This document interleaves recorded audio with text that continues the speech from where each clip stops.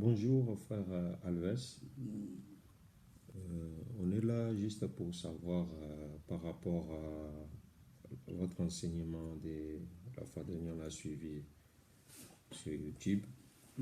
Vous avez parlé sur les noms, les vrais noms que nous, les enfants des Nzambé, comme on dit chez nous pouvons invoquer. Parce que on vient dans les assemblées, on priait un autre nom. On voyait aussi des guérisons, on voyait aussi des miracles. Les gens aussi témoignent jusqu'à aujourd'hui.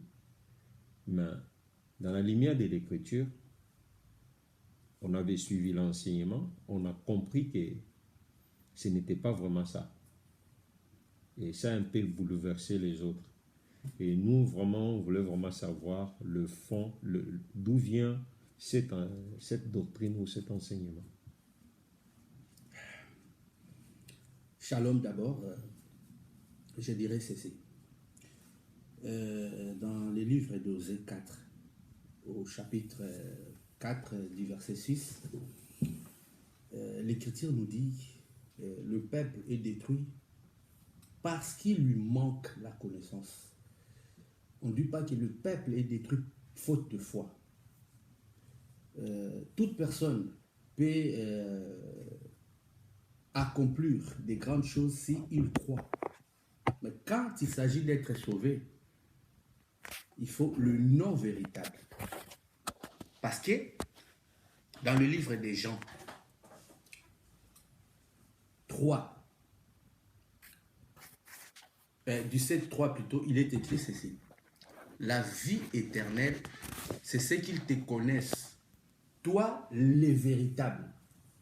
Remarquez bien, après les véritables, il y a toujours l'histoire du nom.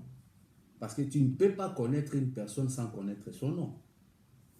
Si nous lisons dans le livre de Jean 17, donc chapitre 17, verset 3, nous allons trouver,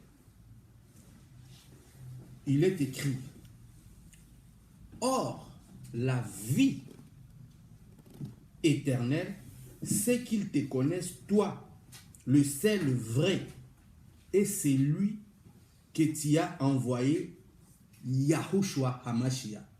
Mais ici, du point de vue que c'est écrit Jésus, il y a déjà un problème. Parce que l'origine du problème vient de ce que le Père a divulgué un nom à son serviteur Moshe, communément appelé Moïse. Nous pouvons aller commencer là-dedans pour voir d'où vient le problème. Exode chapitre 3 au verset 13, 14, 15. Je lis au nom de Yahushua HaMashiach.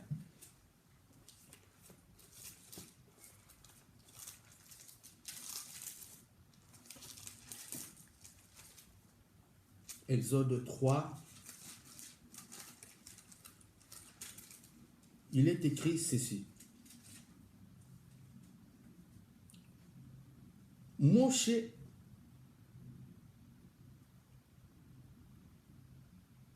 dit à Yahweh, j'irai donc vers les enfants d'Israël et je leur dirai, l'Élohim de vos pères m'a envoyé vers vous. Mais s'il me demande qui est son nom, vous voyez, il y a un problème du nom. Parce que Moshe savait que le peuple d'Israël, le béni d'Israël, est un peuple avec un courage qui ne croit pas facilement. Il posa la question, s'il me demande quel est son nom, quel leur répondrai-je? Et là-dessus, nous allons voir. L'Écriture dit, Elohim dit à Moshe, je suis celui qui suis. Et il ajouta, ainsi que tu répondras au béni d'Israël. Là-dessus, tout est clair.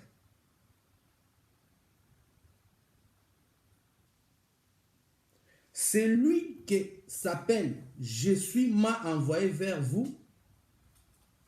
Elohim dit encore à Moshe, tu parleras ainsi aux enfants d'Israël. Yahweh, l'Elohim de vos pères,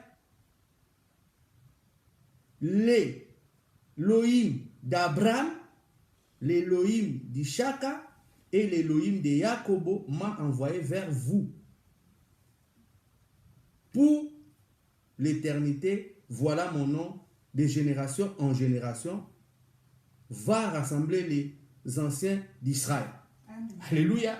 Amen. Donc, un nom d'éternité en éternité, un nom pour toujours, la mémoriale, quelque chose qu'on doit se souvenir. Comment pouvons-nous changer ce nom-là alors que c'est un nom que Yahweh a donné à son serviteur Moshe? Et maintenant, le nom du Fils doit être dans le nom du Père. C'est ainsi qu'on ne trouve pas comment c'est possible qu'il puisse avoir un autre avec un nom qui n'est pas lié avec le nom du Père. Parce que dans les livres de Deutéronome, toujours Moshe dit ceci, Deutéronome 18, 15. Yahweh votre Elohim vous suscitera un homme.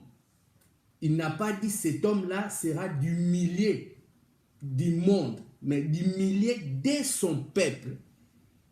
Nous pouvons lire Deutéronome, parce que j'aime bien que les Écritures parlent. Deutéronome 18, 15. Je lis au nom de Yahweh. Amen. Yahweh ton Elohim te suscitera du millier de toi, d'entre tes frères. Il n'a pas dit du millier de toi, du millier du monde, d'entre tes frères. N'oublions pas que si nous sortions d'Israël, nous sommes en dehors de l'alliance. Parce que l'Écriture dit ceci. En gardant toujours l'Écriture de Deutéronome 18, 15, j'ai donné mes lois à Jacob, mes alliances et mes ordonnances à Israël. Et alors, par rapport au nom que les chrétiens invoquent, quelle différence y a-t-il entre les noms que les chrétiens invoquent et les noms que les enfants d'Israël invoquaient? Déjà, les noms que le chrétien invoque, c'est un nom introduit, un nom grécisé. Ça vient de ce que le grec traitait nos frères, mes arrière-parents, de Isus, qui veut dire tout simplement qu'ils soient bannis. C'est-à-dire ils ont refusé les noms véritables parce que, souviens-toi, tu es un lecteur de la parole, les livres d'Ésaïe 53 nous décrivent la personnalité du Mashiach comme étant une personne défigurée. Donc, vu que les gens voyaient l'apparence qui n'était pas pour eux valable, que la personne qu'ils voyaient puisse être le Mashiach, ils le traitaient de Isus, qui était un insulte. Ce n'est que plus tard, il y a eu des consuls. Premièrement, le consul de Nicée, quand ils sont allés là-bas, sans faire appel aux Israélites, aux bénis d'Israël, ils mettaient toujours mes frères, mes parents à l'écart pour qu'ils puissent introduire leur fausse doctrine. C'était comme ça que le nom de la fausseté, le nom de l'erreur s'est introduit dans les choses célestes.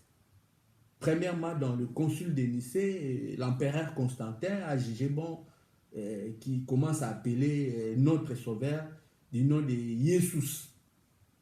Et plus tard, quand les Italiens et les Anglais, ils ont découvert au même moment, je pense, la lettre J, les Anglais, ils ont ramené cela en Jesus. Et les Français, comme ce sont des suivistes, ils ont ramené l'histoire de Jésus.